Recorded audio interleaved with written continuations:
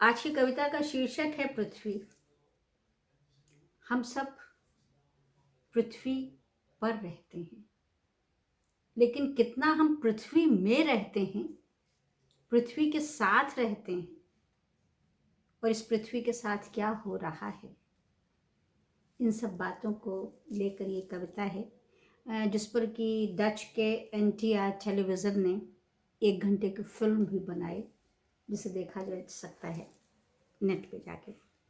कविता का शीर्षक है पृथ्वी और इसका कई भाषाओं में अनुवाद हुआ है।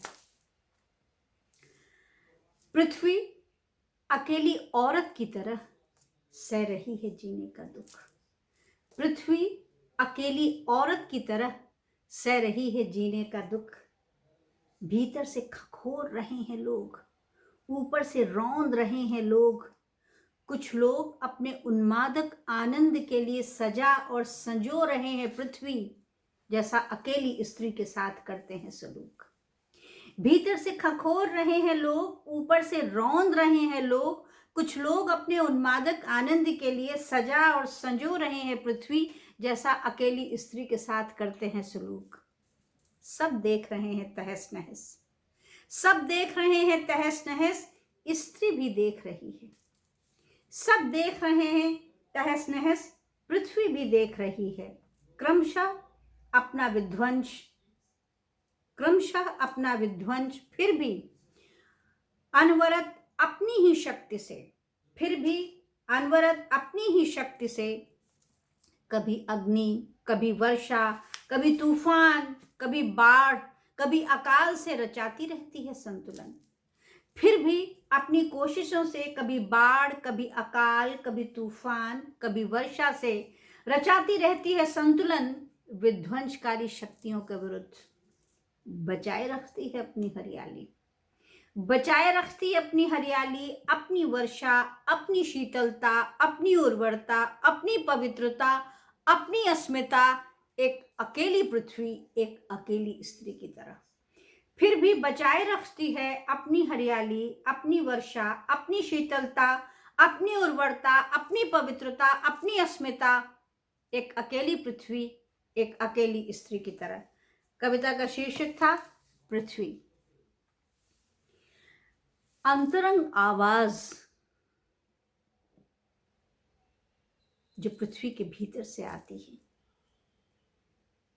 जो पृथ्वी से हमें जोड़ती है, और कैसे जोड़ती है। कविता है अंतरंग आवाज।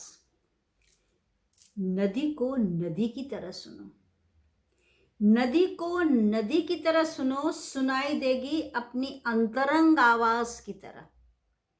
नदी को नदी की तरह सुनो, सुनाई देगी अपनी अंतरंग आवाज की तरह।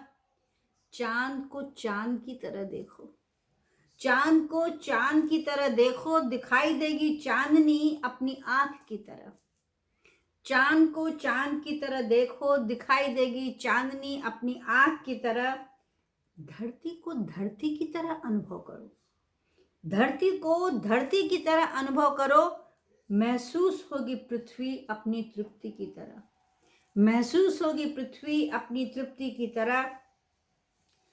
प्रकृति को प्रकृति की तरह स्पर्श करो अपनी ज्ञानेंद्रियों में, प्रकृति को प्रकृति की तरह स्पर्श करो अपने ज्ञानेंद्रियों में। तुम में अवतरित होगी पृथ्वी आह्लाद की तरह, तुम में अवतरित होगी पृथ्वी आह्लाद की तरह। और कविता का शीर्षक था अंतरंग आवाज। मैं अक्सर कहती हूँ, मेरी काव्य पंक्तियां हैं, शक्तियां चुपचाप जन्म लेती हैं, शक्तियां चुपचाप जन्म लेती हैं और अपनी चुप्पी में शक्ति पैदा करती हैं, और अपनी चुप्पी में शक्ति पैदा करती हैं। इस सत्य का साक्षी हमारा समय है, हमारा इतिहास है। इन्हीं शब्दों के साथ आज इतना ही, और आप सबको धन्यवाद।